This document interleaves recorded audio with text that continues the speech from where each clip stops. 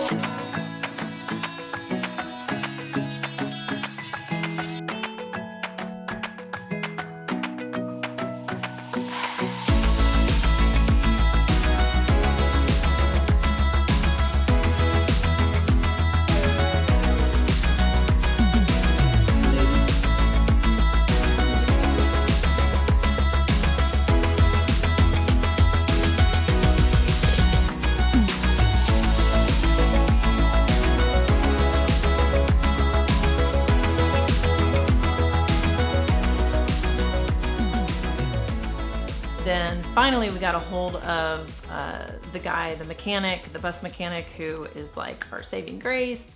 He came out to assess the situation and got the bus running and then said, you know, it'd probably be easier for him to work on it at his own shop. And it was funny because on the way out the driveway, I'm following Steve over there and I said, hey, just so you know, you have no brake lights, no blinkers. Yeah, so I'll just stay behind you. So apparently we cut more wires than we should have. We are on our way to pick up Bob. He's been at the bus doctor. He's been at the bus doctor, who you will meet in a minute. And he's all ready to go. Yes, we cheated.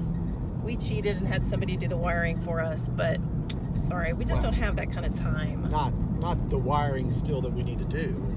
Oh no, just the removal of wires and the slight cleanup of wires. So anyway, I'm gonna go get him. Sorry for all the bumpy bounciness. I went ahead and I took it to the school because I wanted to pressure wash that engine so I could find out where that oil leak was. And I thought, well, while I got it here, I'll just run it over the pit and change the oil and stuff and grease it and stuff. I went ahead and I tied up the wires out of the way a little bit. I've got a wiring diagram I drew up so that you have something to go by. And I took all the wires out of here that were unnecessary, that were halfways and stuff. That's beautiful. What do you mean you said, I don't know if it's going to look really good and clean? Oh my gosh, what? Yeah. That's not clean? That looks great. When I first started on it, it was like, how in the world am I going to get all of this done where it looks decent? This here are all your relays Yeah. set up. Some here. of them were just hanging loose. Yeah, and Yeah. and this other one here, that was the one that you were Yeah, talking but about. I didn't know it had the broken wire on. I spliced that wire back with this one here, and what that wire is for your daytime running lights. Oh. So, so I left that in place there. Gotcha. You had several relays that were in here. I got rid of those because they weren't necessary at doing all. anything. Now your wires that you want for your back there in the back, if you want to tie that in for some lights, you know, your LED lights and stuff like that, or your floodlights, these are your 2 wiring harnesses that you can do that with. Gotcha. And they're numbered and color coded and stuff, and I've got that written down on a schematic too. So wired up now to where your lights these lights come on. You've got this light and this panel will come on, and these will.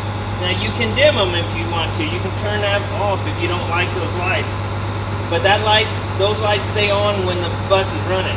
Now when you turn these on, then all of this other stuff will come on. Yeah, yeah. So you're good there. Like I said, it ran good going down the highway. Did and it? stuff. And if you've got good takeoff power, I'd say when you get on the highways and you hit the hills, it's empty right now, so it feels like it's got a lot of power. Yeah. When you get a load in there, it's like getting a full load of kids, and you'll get lugged down a little bit. But it's decently responsive, and you're lucky it runs 70 miles an hour, because most of them got these things governed at like 60 miles an hour. When we get this all done up and everything and it's ready to go, we're going to have to loan it to him for a weekend. So he and his wife know. can take it and go camping on a Yeah, weekend somewhere. I don't know. He may never want to see this thing again.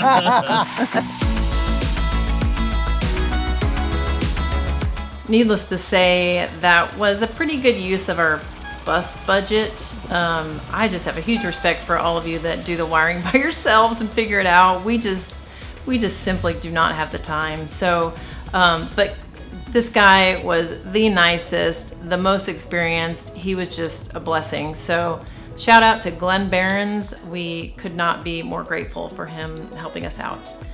Anyway, good to have Bob home, and we're on to the next project.